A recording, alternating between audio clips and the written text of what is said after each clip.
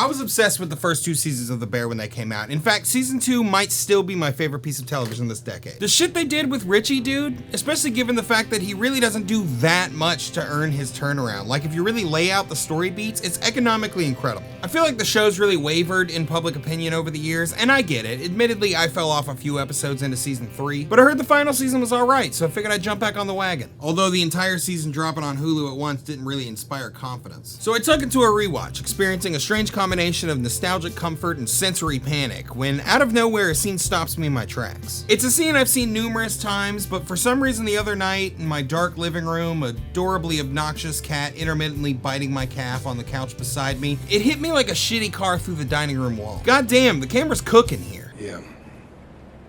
Paperwork's not really my jam. Me neither. Did you see that? I'm done burying the lead. We're talking about focus pulling. I imagine many of the dozens watching know what I mean by focus pulling, but for the sake of clarity, we're talking about keeping the lens in focus. The focus puller, generally the first assistant camera, sits off to the side with a monitor and a little knob. And that little knob is connected to a motor attached to the lens, so they can focus on whatever's supposed to be in focus. It got a recent shout out from Danny Radcliffe on Hot Ones, but it's super important, and if you fuck it up, it ruins everything. You can salvage a lot in post, but you can't digitally make something not blurry. See, I can't fix this in post. It's particularly difficult on something like The Bear, because The Bear tends to film with a pretty tight depth of field. And by depth of field, I mean the window of distance from the camera that remains in focus at any given time. There's a number of reasons to shoot with a shallow depth of field. For hacky YouTube people like myself, it's because blurry background means cinematic. For The Bear, I think it's because a shallow depth of field can be incredibly claustrophobic. Especially those super tight shots like this. Hands, I need hands! Give me some hands, I ain't got no hands! Focus pulling is similar to audio in that when it's good, you're not really supposed to notice it. If you're paying attention to the first AC's work, it probably means they fucked up. But it's also of similar importance because at its core, the focus puller's job is to tell you what to look at. Look at this fire. Look at this guy talk. Look at this guy listen. It's happening constantly and usually pretty predictably, but what caught me in this scene is the subtlety of it. Look at these dudes in this tiny little alley, and yet if one of them's in focus, the other just barely can't be.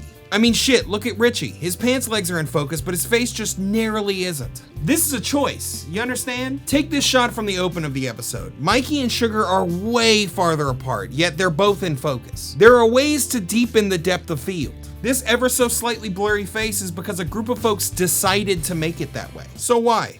I don't know, but possibly it's that these two dudes are together, but also just not quite on the same page. They're both having a pretty rough day. They're both struggling, but for Carmy, the struggle's to accomplish his goals for his dead brother's restaurant, while Richie's struggling against being crushed by the inescapable march of time and the inevitable change she brings. He's watching everything around him transform into that which he not only doesn't recognize, but what of it he does understand, he understands to be worse, and I'm a huge fan. Side note, without this episode, you don't get Cousin singing in his car. This is a good show. Anyway, this decision means that throughout this unbroken 2.5 minute shot, something else I love about this show, they seem comfortable to just let a shot breathe, you know? Some poor first AC had to just barely fiddle with their little knob to keep focus the one we're supposed to be paying attention to. This type of shit is particularly dope when you put it next to the scene of giving him Mikey's note in the season finale. Again, in an unbroken 2 minutes, starting out wide, following Cousin down to where the note was hidden, and then slowly pushing in on the two of them. These guys could not be sitting any closer, yet the shallow depth of field refuses to contain both of them. But unlike earlier in the alley, after the focus shifts with the handoff, we never return to Richie. And that's because Richie's explanation isn't the point. This shot's about Carmy. They put his face slap dead center of the frame and they make us watch him process the moment. And that's cool, but also, Richie's remaining out of focus while he fumbles around in a very rare moment of intimacy. It's kind of like the camera's giving him privacy to do that.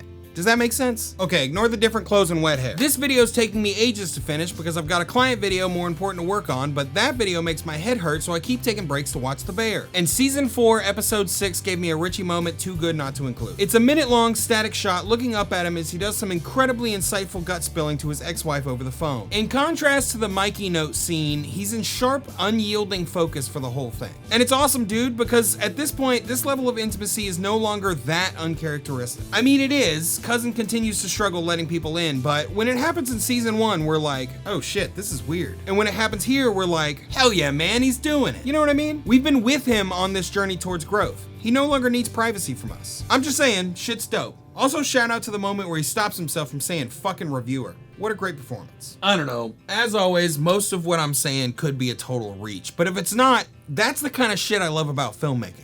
Or TV making, I guess. It's those little tiny decisions, of which every frame contains dozens, and the inherent intentionality they result in. And it's exactly why human artists will never be replaced by artificial intelligence. I'm just kidding. Could you imagine this was all just a preamble to rant against generative AI? Fuck AI art. That's an oxymoron. But this intention is what I love about art and what I love about good television. Anyway, I'm gonna keep watching. Just wanted to hop up and run my mouth about a tiny element of an impressively executed piece of work. Also, I don't know how hot of a take this is, but my current opinion is that Tina's the best character on the show. Like, easy. And yeah, that's it. Thanks for watching. I'm really enjoying the idea of making videos about like tiny, potentially insignificant moments of television. I'm finding it a lot of fun. Plus, I think it keeps my scope from getting too crazy. But unfortunately, that means I gotta wait until I come across a moment I really like to talk about. You know what I mean? I didn't write an ending, so I'm probably gonna go ahead and close it out pretty quickly. But I do really appreciate y'all watching. Anybody who knows shit about colors.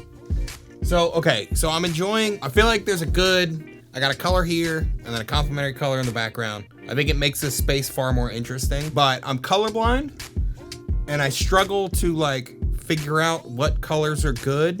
And I'm thinking about going back to making some like some short form, like Instagram kind of shit down here, but I want to implement this to it. So if anybody knows like some good base color combinations I can like run with, give me a shout. So yeah, that's probably it for me today. But remember, everything you find on Amazon, you can find somewhere else. Fuck ice. Hands, I need hands. I need hands. Hands. Hands. Hands. Give me those hands. I want your hands. Give me your hands. Give me those hands. I see them. You got some nice looking hands, boy. You got some real nice looking hands. Give me those hands. Give me those hands. Give me those hands. Hand them over. Hand over them hands. That'll do.